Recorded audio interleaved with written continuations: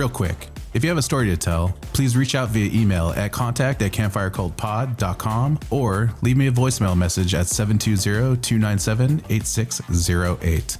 Also, if you haven't done so already, please subscribe to our YouTube channel at Campfire Cult Pod for free. It'll really help us reach listeners just like you. If you want to become a Patreon cult member to get extended episodes and other full Patreon-only episodes, you can sign up at patreon.com/campfirecultpod for only $5 a month. And finally, if you don't mind, please share, rate, and review wherever possible.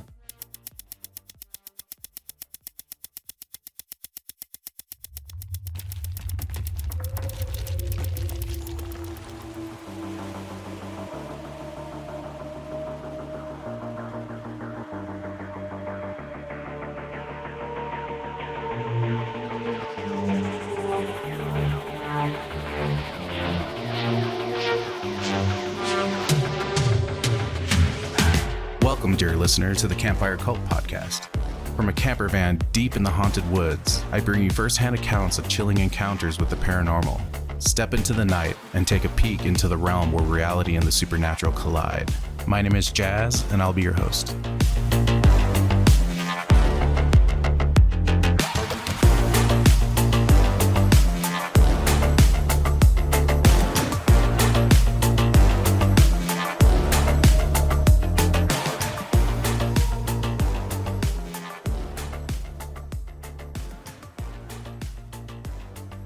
Welcome back, campers.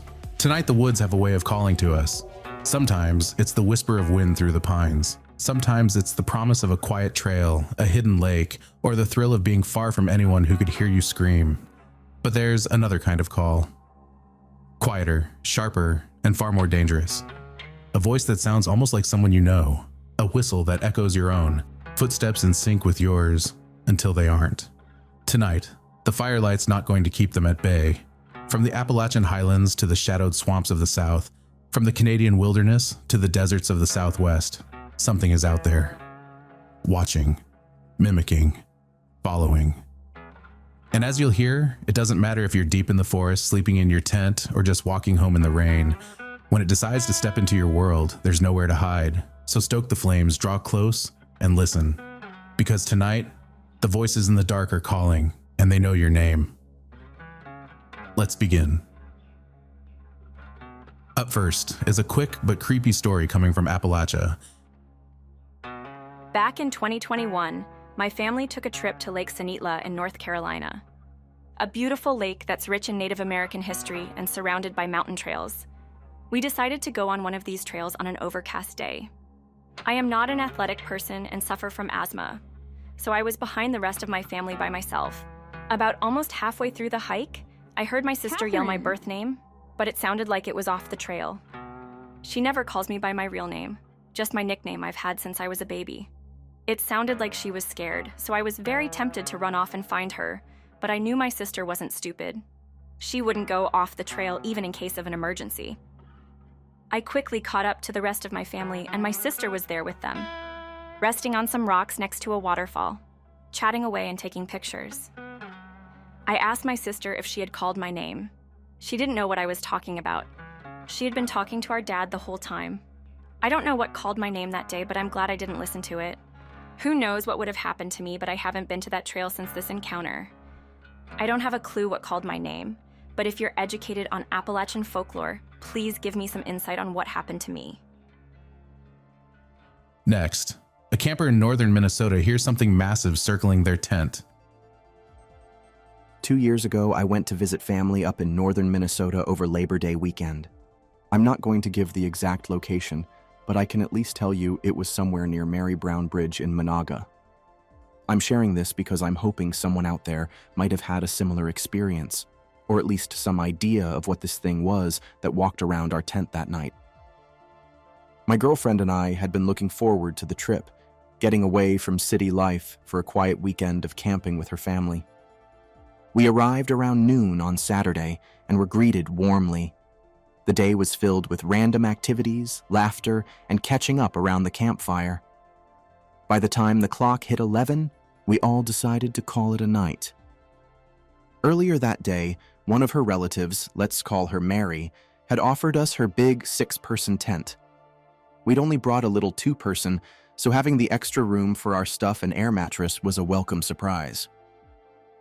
Mary's tent sat not far from the campfire and the rest of the family, with a line of trees and thick brush starting about 20 or 30 yards behind it. The three of us, Mary, my girlfriend, and me, lay there talking until eventually they drifted off to sleep. I couldn't sleep, so I stayed up scrolling on my phone. That's when I heard something. Faint movement in the woods, maybe 40 yards away. I brushed it off. This is Minnesota. Deer are everywhere. But 10, maybe 20 minutes later, I heard it again, closer this time. Twigs snapping, bushes shifting. Something was moving toward the clearing where our tent sat. And then, I felt it. The ground, faintly vibrating. Within moments, it was close, 10 yards, maybe less, walking, then running back and forth. Whatever it was big. Every step hit with the deep, thudding vibration you'd feel standing near the kick drum at a live rock concert. It circled closer, 5 yards now, until it stopped right near Mary's side of the tent. The hairs on my neck stood straight up. My mind was racing, wondering what it would do next, when Mary suddenly bolted upright. She gasped for air and called our names, her voice trembling with fear. In that exact moment, the thing turned and ran, crashing back into the woods. Everything went silent. It took us a good 30 minutes before we worked up the courage to step outside. We saw nothing. We heard nothing. But we did make a quick run to the shop to grab a shotgun. Only then did Mary tell me what had woken her up. She said she'd been dreaming, and in the dream, they were tormenting her, telling her they wanted her soul, telling her to give it to them. My girlfriend brushed it off, said it was probably just a deer. I didn't argue. In fact, I didn't tell anyone else about that night. Until now. Because lately, I've been thinking about it again, and I still don't know what the hell was walking around our tent. Coming up, a homeless man in California spots a shimmering human-shaped figure in the trees, like something straight out of the movie Predator. For reasons of personal privacy and safety, I won't name the exact location where this happened. Just know it was somewhere in California, and as far as I can tell, no one on the inside has any clue about what's going on out there. A few years ago, between 2019 and 2020, I was living in that area as a homeless man. Most of my time was spent outdoors, either in the creek where I had a small camp or sometimes at someone else's camp, always tucked away and hidden in the brush. That's when I started hearing rumors. Some of the folks out there, also homeless, were saying they'd seen something strange, something freaky. They described it like the Predator from the movies, when it turns invisible. Like a shimmer, a distortion moving in the trees, sometimes way up in the branches. Now, most of the people talking about this weren't exactly reliable witnesses. A lot of them were using heavy drugs and hadn't slept in days. Their stories usually ranged from feeling watched to being followed to wild conspiracy theories. So when I first heard these predator sightings, I didn't think much of it. I didn't believe it. Then I saw it. At first, it was just a glimmer, something off to the side, barely in my peripheral vision. I turned to look, but nothing was there. I figured it was the wind and went back to what I was doing. But a few moments later, I caught it again. Same spot, same shimmer. And this time, I was sure I'd seen something. So I placed a small mirror on the ground in front of me, angled just right to reflect that spot in the tree. I kept working, but my eyes stayed on the mirror. That's when I saw it. Something peeked from behind the tree, just a head-shaped distortion, and then ducked back out of sight. I didn't move. I didn't react, just kept watching the mirror. It did it again twice, then stopped. There was no more movement in the tree. But a few minutes later, I heard something crashing through the brush behind me. Fast, loud, no trail, just tearing through the undergrowth. It sounded bipedal, but by the time I turned around, whatever it was had vanished into the thick trees. I never saw it. A few days later, I was at my camp again, this time with a close friend. We were sitting outside the tent, just talking, when we both saw it. A branch snapped, clean break, and right there, in the same tree, we saw the shimmer again.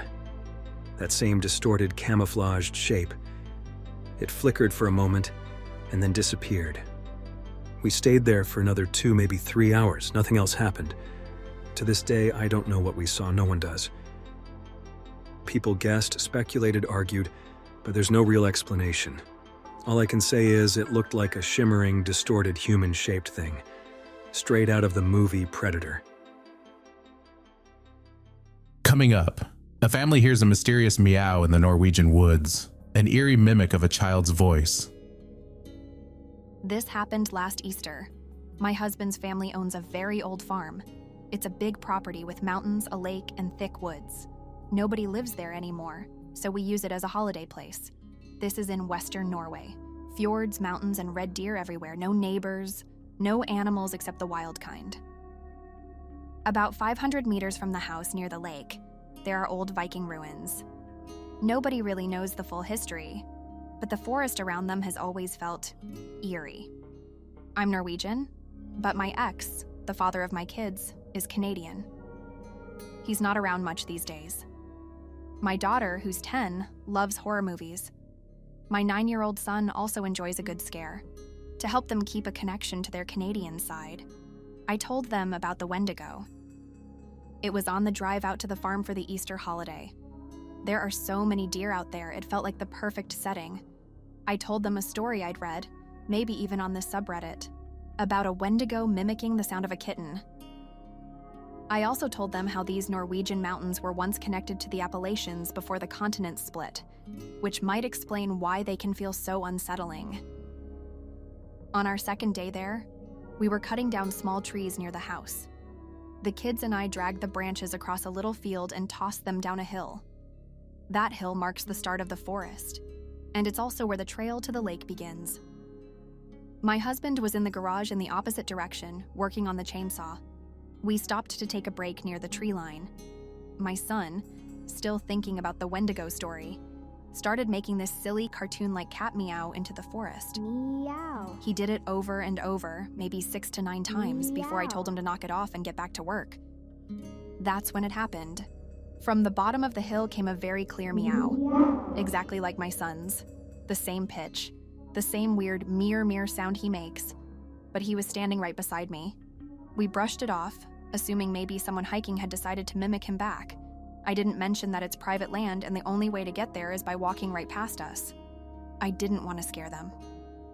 Later, back at the garage, we told my husband. He just said, "Well, there's lots of spirits in these woods," and left it at that. He's a man of few words, not easily spooked. He's spent every vacation here since he was a kid. To him, the place is mystical, but never dangerous. This Easter, on the drive back to the farm, my husband reminded me of that strange meow. We still don't have a rational explanation, so we've settled on one of 2 possibilities: either a spirit in the woods or a very strange fox. Real quick, when I'm away from the campfire and not producing this show, I'm a brand designer and coffee roaster. This year I launched my own coffee brand called Outlands Coffee. If you love damn good coffee and want to support a fiercely independent small business while also supporting this podcast, head over to outlandscoffee.com and give us a shot. I roast to order, single origin perfection alongside a couple of bold, adventurous blends, crafted for those who take their coffee as seriously as their campfire stories. Here in Washington, we don't just believe in Bigfoot, we believe in great coffee too. Try it for yourself. Use code CAMPFIRE for $5 off your first order. Now, back to the show.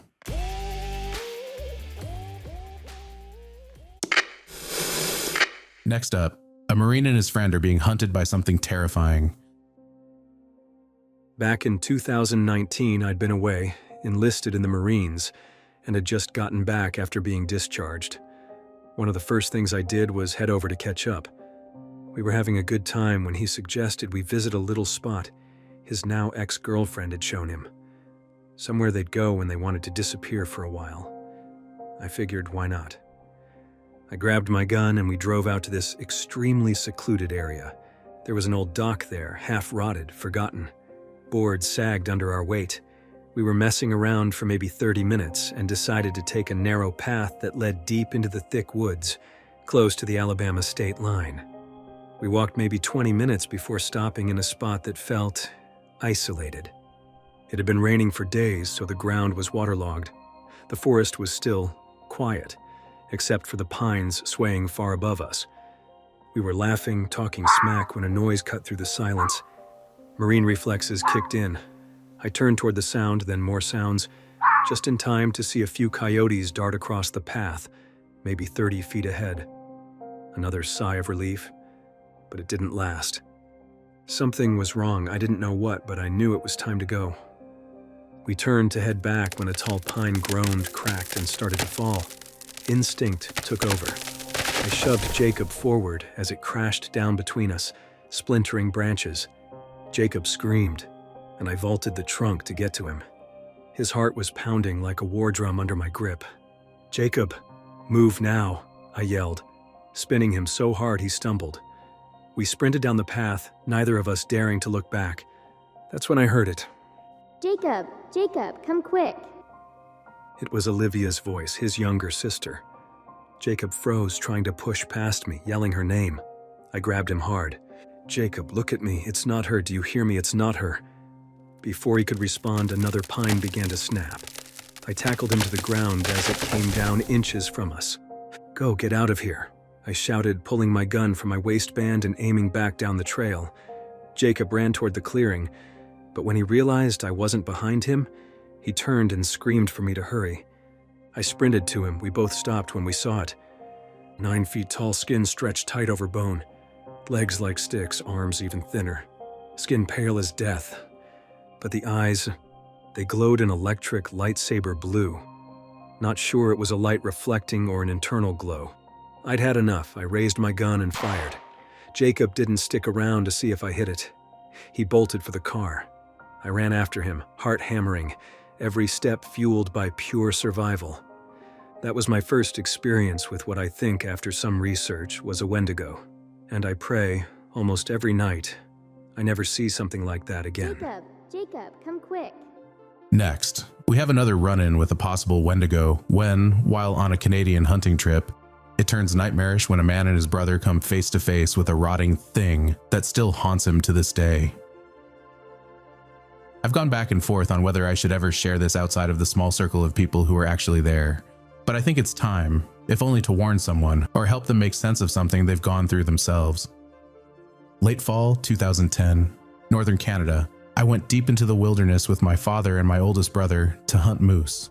We left just before sunrise, trying to cover as much distance as we could before nightfall. We spent the whole day navigating winding rivers, hauling our gear over portages, climbing around rapids.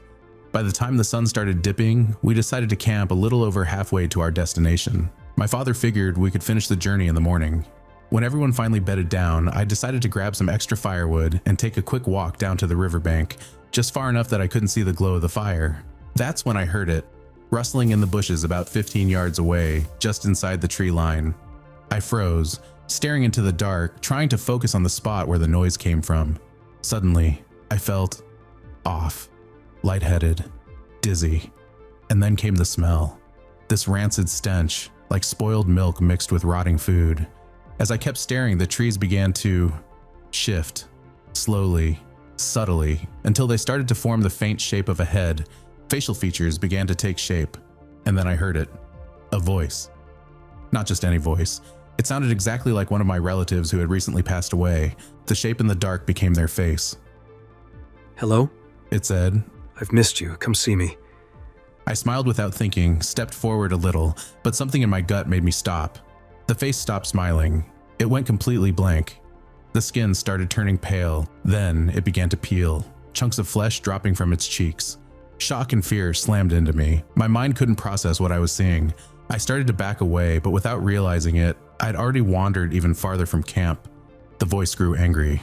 "Come here," it shouted. I turned to run, but I looked back. And that's when I saw it clearly. Rotting flesh clinging to gnawed bone, sunken, caved-in eyes. A hollow chest. Tall. unnaturally thin. I bolted, trying to scream, but my voice came out in a hoarse whisper. The thing was right behind me. I could hear its heavy, wet breaths and pounding footsteps. I scrambled up the riverbank, but just as I reached the top, it grabbed my leg. I clawed at the grass, trying to pull myself free. Finally, I managed to yell, "Someone has my leg!" My brother burst out of the tent, ran straight to me, and hauled me up. He dragged me back to the fire. I tried to explain, babbling about how it looked like our relative, but wasn't. I told him I wasn't imagining it. My brother just nodded and said, "I saw it too. I know." That was it. It was real. We stayed up the rest of the night, rifles in hand. At first light, we packed up and went home. We never told anyone else. We didn't want to be called liars. Or worse. For months, I couldn't sleep. I'd see dark shapes in my window, hear whispers behind me at night. Eventually, I started seeing the same figure in broad daylight. I went to medicine men and shamans. Their ceremonies helped, but only for a while. Friends gave me protection pouches, crystals, anything they thought might keep it away. Ever since that night, I can't walk into the forest without keeping my back to something solid, which kills me, because I used to love the outdoors. Make your own conclusions, but I've paid the price for ignoring the old stories. They're real. I can attest to that. Stay safe out there. Coming up, a skeptic's road trip through the Navajo reservation turns terrifying when a skinwalker mimics his best friend's voice and his face. I've always been a skeptic. Ghosts, aliens, monsters, they were just stories to me. But after what happened in the Southwest, my perspective on the unknown changed forever. I was on a road trip with my best friend Jake. We took a detour through the Navajo reservation in Arizona, drawn in by the scenery and history. We'd heard the skinwalker legends, but we laughed them off. Just myths, right? The first day was nothing unusual. A few local landmarks, some friendly conversations, and setting up camp near a canyon. That night, we sat around the fire, telling stories under the desert stars. Around midnight, Jake went to bed. I stayed up, staring at the Milky Way stretching across the sky. The quiet was perfect, until I heard it. A low guttural growl rolled through the canyon. At first, I thought, coyote, maybe a mountain lion. Then came a voice. It was distorted like it was coming through a broken radio, but it was Jake's voice. "Come here," it said. I turned toward the tent, and there was Jake, asleep. Then the voice came again, "Hey, this time from the opposite side of camp. I grabbed my flashlight and aimed it toward the sound. That's when I saw it. On the ridge stood a figure. It looked human, but its limbs were too long. Its eyes glowed a sickly yellow. The clothes hung in tatters, and its skin was a mottled gray. Worst of all, it had Jake's face. It spoke again in Jake's voice. "Come over here." Then it moved toward me. Slow, jerky, unnatural.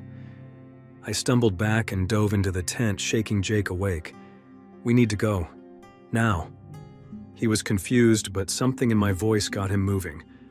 As we packed in a rush, the thing circled us in the dark, mimicking Jake's voice, "Come over here." my voice, "Come over here," even our laughter from earlier. "Hey, I need We help." sped off into the night, but when I glanced in the rearview mirror, it was standing in the middle of the road, watching, eyes glowing yellow.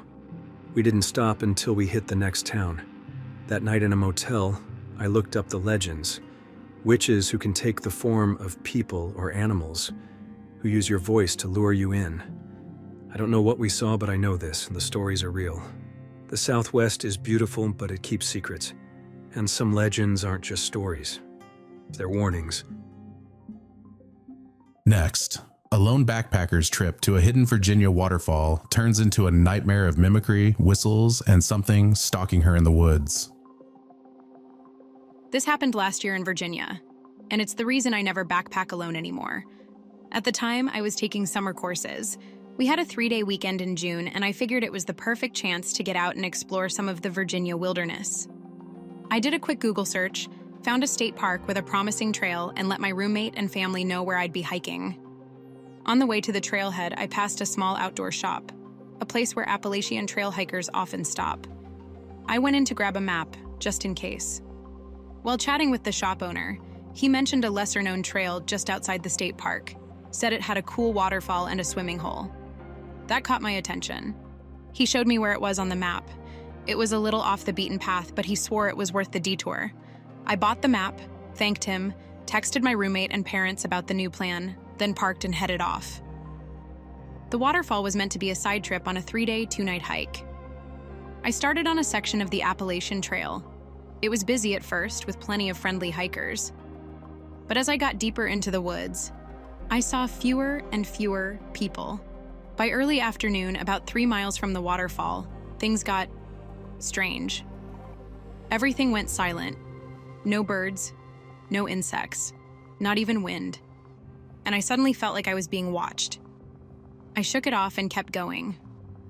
The waterfall wasn't the most impressive sight, but the swimming hole was nice. I stripped down to my underwear and jumped in. It was freezing but refreshing. As I dried off and started getting dressed, I was whistling the Chill Bill tune. It had been stuck in my head all day. That's when I heard it.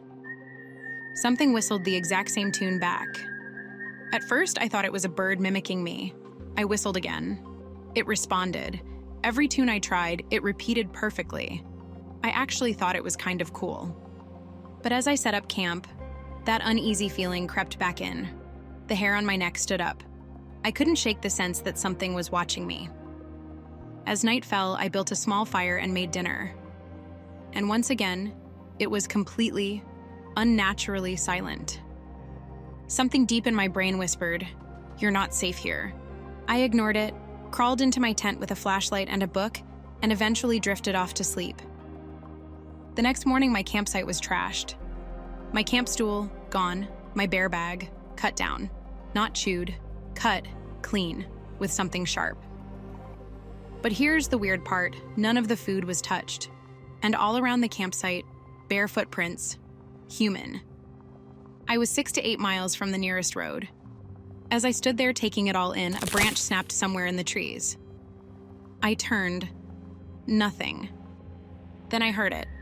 That same whistle from yesterday. Only this time it sounded wrong. Distorted. Sinister. My instincts screamed, "Get the hell out of here!" I packed in a frenzy, shoving gear into my bag without care. The whistling grew closer, echoing from different directions. It was maddening. Finally, I snapped. I stood up and yelled into the trees, "Shut up! What the fuck do you want?" Silence. For a second. Then from deep in the woods, my own voice echoed back, "Shut up! What the fuck do you want?" Only it wasn't quite right. It was warped, like a recording from a broken TV. I threw my pack on and ran. I could hear it moving through the woods. Sometimes it whistled. Sometimes it mimicked me. "Shut up! Never close enough to see, but never far. Like it was playing with me." Eventually, the sounds faded and then stopped. I paused, glanced back, and instantly regretted it. A blood-curdling screech exploded from the trees right beside me. I didn't look. I just ran. Half a mile later, I nearly crashed into a couple backpacking the other way. They saw my face and asked if that scream was mine, and if I was okay. I told them everything. They decided not to head that way, and we all made for a more populated trail. When I got back to my car, I drove straight to a ranger station to report it. But because the trail was outside the park boundary, they said it wasn't in their jurisdiction, though they'd send someone to check. The parking lot backed right up to the woods, and as I opened my Jeep door, I heard it. The Chill Bill whistle. From the trees. I've never driven so fast in my life. When I told my roommate why I came back early, she just said, "Thanks, now I'm never going camping with you." Coming up, a trapper in Indiana recounts strange encounters, whistles, hurled logs, and a bizarre display in the swamp. I live in southwest Indiana, right where the old glacial deposits meet the plains. A river runs between the two, dividing the biomes. It's a beautiful place to fish, hunt, and hike. The diversity of the land brings all kinds of wildlife. From 2009 to 2014, I ran a 2-mile trap line along a blue line creek that fed into the river. The terrain was hilly at first, then sloped into swampy lowlands. I mostly targeted beavers, muskrats, mink, river otters, raccoons, red and gray foxes, skunks, and bobcats. That creek acted as a natural highway for all kinds of animals. Ever since I was little, my grandfather used to tell tall tales about that creek, Locals called it Panther Creek, thanks to decades of alleged sightings of a cryptid black panther, one that supposedly roams the eastern U.S. But my grandpa always said there was something even stranger out there. He swore there was a family of Bigfoot in the swamp. Said he'd seen them, and so had plenty of other folks in town. My own encounters mostly happened during winter, when demand for heavy coats was high and I was putting in extra effort. The first time something weird happened, I was walking the creek collecting muskrat when I heard whistling. At first, I chalked it up to the wind, but then another whistle joined in, and I knew it wasn't natural. I kept walking, trying to ignore it when suddenly a rock, about the size of a football, came flying off a cliff above me and splashed into the water maybe 30 to 50 feet away. I heard footsteps running off through the brush. Whatever it was, it had thrown that rock from above. That kind of thing kept happening, maybe once a week, every other week.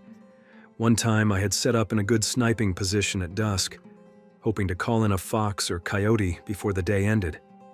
I was about 30 minutes into using a rabbit distress call, scanning the game trails, when a big rotting log came hurling up the ridge toward me. It didn't land close, but it was definitely thrown in my direction. Then, out in the swamp, maybe 20 yards away, I heard something splashing and what I can only describe as a chimpanzee-like scream. I looked through my scope but didn't see anything, and I never shoot unless I'm certain. So instead, I ran. Fast. Probably a mile straight back to my little truck. I never heard anything follow. Never saw tracks. Nothing. Just that scream and that log. But the strangest encounter didn't involve any sounds at all. One morning I was walking through the lowlands checking my traps when I noticed one of them, and the animal it had caught was gone. Judging by the bare, 6-foot-wide circle worn into the ground, I'd guess I caught a big beaver or a fox. Trapped animals will pace in a circle, which wears the ground smooth. But what was weird was the trap stake. It was over a meter long, hammered deep into frozen ground. Yet it had been pulled straight out cleanly. No signs of struggle, no disturbed earth, just gone. Next to where the trap had been, a small tree, maybe 20 feet tall with a decent-sized trunk, had been bent all the way down to the ground. Not snapped, not broken, just bent. And next to it was a display, that's the only word I can think of. A small stack of birch sticks stacked neatly about a foot high. Next to that, a little pile of 20 or 30 acorns, and beside the acorns, an empty mussel shell and a deer femur. I have no idea what it was. I've never seen anything with my own eyes. No footprints, no fur, no physical proof. Just these strange signs. Could have been wildlife, maybe something messing with me, but I don't think it was a person. My family owns all 500 acres out there, and it's remote. Besides, harassing a trapper or stealing kills is a serious crime, and not something folks around here take lightly. I'm not saying it was a Bigfoot, but I'm not saying it wasn't. I like to entertain the idea, especially when I'm telling stories to my daughter. Hell, maybe it was a Bigfoot, but if so, I don't think there's anything paranormal or scary about them. Just something wild, something curious, something out there. For our final story of the evening, after moving to Texas, a student's fascination with the paranormal turns real when something non-human stalks her in the woods. I want to share something personal. It's something I've never told anyone before, not out of fear of not being believed or because I thought people would think I'm just chasing attention, but because for a long time, it felt like this experience was meant only for me. Like a secret. A moment that was mine alone. Since I was a kid, I've always had this fascination with the supernatural. I craved that signature chill down the spine, that electric fear that sneaks in when you watch a horror movie or hear a scary story. I wanted something to happen, just once, just to know what it felt like. Well, I got what I asked for. This was back in 2020, right at the start of the pandemic. I had just moved from Mexico to Texas to study at UT Austin. I had my scholarship, and I was ready to dive into something I truly loved. When the borders closed and everything went remote, I decided to stay. I was living with my aunt and uncle, who were incredibly supportive, and I couldn't let the opportunity go. So I stayed. Classes shifted online, and I barely left the house except to take walks. Their neighborhood sat on the edge of a river. Hilly, wooded, peaceful. Completely unlike the noise of Mexico City, where I grew up near the airport, with constant traffic and airplane noise. The silence here? That was the hardest part to adjust to. But over time, I embraced it. I started to notice things. Subtle things. The kind of sounds you miss in a city, like frogs, insects, or distant coyote howls at night. It started to feel peaceful, but it also gave space for other things to creep in. My imagination, my curiosity, my darker thoughts. There's a saying in Mexico, you attract what you manifest. I think I did just that, whether I meant to or not. One night in July, I couldn't sleep. It was raining, the kind of soft, steady rain that normally knocks me out instantly. But this time I just lay there, wide awake. I slept in the attic, which had been remodeled into a bedroom. The ceiling was basically the roof. That's when I heard it. Tapping. Not the rain. This was something heavier. Something cautious but dense, like weight shifting slowly across the roof above me. I listened. It wasn't constant. It moved erratically. A few steps. Pause. Then more creaks from another part of the roof. There's no easy way to get up there. You'd need a tall ladder, there were no nearby trees, and the house was 3 stories high. So unless someone was doing parkour with superhuman balance in the dark, this wasn't a person. My heart pounded. Not fast, just hard. Deep, deliberate beats. I froze and waited. But nothing else came. Eventually, I calmed down and looked outside, but the rain was too heavy to see anything clearly. Just shadows. Stillness. I figured if something had been up there, it used the storm to mask its movements. The next morning, I didn't tell my aunt and uncle what I'd heard. I didn't want to make a big deal out of something that could have just been nothing. That afternoon, after classes, they left for the city. I had the house to myself. Later that evening, I decided to take a walk. I'm a bird photographer, and the woods were the perfect place to clear my mind and maybe think about what had happened the night before. Before heading out, I did a quick walk around of the house to check the roof. No signs of anything. So I kept going. It was still drizzling, cloudy. The streets were completely empty. And though they're usually quiet, this was different. I felt truly alone. Like something was watching, or maybe just waiting. And still, I felt drawn to the forest. Pulled in. The energy around me felt charged. I told myself I wouldn't let it become fear. I just needed to stay calm, stay grounded. The woods were slick and misty, but beautiful. I wandered deeper than I normally would. At one point, a branch snapped nearby. I froze, listened, then kept going, telling myself it was just my nerves. But then, the footsteps started. At first, I thought it was my imagination. I'd stop, and I'd hear 1 or 2 extra steps after mine. I tried different paces, fast and slow. But the sound kept matching me, always just behind. Then panic set in. My brain went straight to all those true crime stories about hikers who vanish without a trace. I started to jog. Then I slipped, hard. Covered in mud, heart racing, I tried to shake it off. But that feeling, that pressure of being watched, kept growing. And that's when I realized I hadn't looked up. All this time I was checking behind me, scanning the ground. But when I finally glanced toward the tree canopy, something moved. Not just a branch swaying. It was like the treetops themselves were being shaken violently, like a leaf blower had blasted through. And then silence again. I didn't wait. I ran. Whatever it was, it hit the ground behind the brush to my left. It wasn't subtle anymore. It was crashing through the undergrowth, trying to get ahead of me. I veered off trail, down a steep slope, trying to cut it off. I didn't care how dirty I got. I just needed to move. I kept running, faster, heart hammering, lungs burning. The forest went quiet, too quiet. Even the bugs had stopped. That's when I knew, whatever it was still there, watching. When I was nearly out of the woods, I heard it again, now on my right. I turned my head just in time to see something through the trees. Just a flash, but enough. Pale skin, crawling on all fours. A torso, an arm, a leg, but the rest hidden behind the brush. I wanted to scream but couldn't. No sound came out. I couldn't breathe. My body was shutting down under the weight of raw fear. I ran.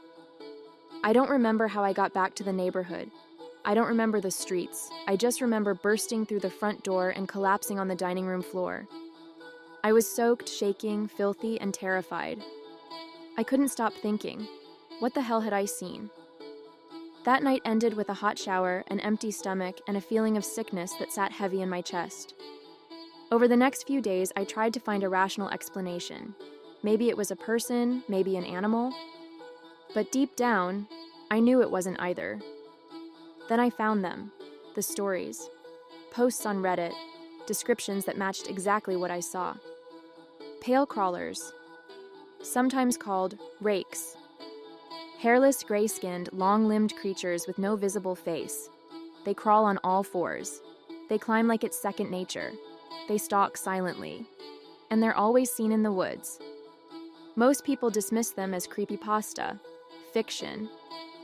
But the more I read, the more I found first-hand accounts, some from soldiers, hunters, hikers, people like me, people who weren't just chasing a thrill. That's when it hit me. I had asked for this. I had wanted to be scared, wanted to believe. And maybe, just maybe, I got exactly what I was looking for. I haven't seen or heard anything since, except for a report from a neighbor a few weeks later. She said she heard footsteps on her roof. Police came, found nothing. I still think I know what it was. Sometime later, I found an old account from a group of girls who had seen something just like what I saw, near the very same river that runs through my aunt and uncle's neighborhood. It was too much to be coincidence. Since then, I haven't sought out any more encounters. I still love the supernatural, still believe there's more to this world than we understand. But now, I no longer want to be the one in the story.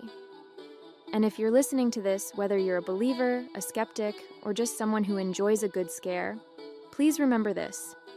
Nature is the gateway to the supernatural. That's not just a creepy line. That's a truth I've lived. So if you ever find yourself wandering off trail, listening to the wind in the trees, or hearing something move just beyond the light, be careful what you wish for, because something might be listening. That's all for tonight, dear listeners. Unless you're a Patreon cult member, in which case the fire burns a little longer and I've got about 20 more minutes of nightmares in store for you. Please remember, if you want to support this podcast and love a damn good cup of coffee, head on over to outlandscoffee.com and use code CAMPFIRE for $5 off your first order and give us a try. If you want to become a Patreon cult member to get extended episodes and other full Patreon-only episodes, you can sign up at patreon.com/campfirecultpod for only $5 a month. Until next time, I'll be leaving you in the dark where whispers linger and shadows dance. Stay wary, sleep well, and beware the whispers in the night.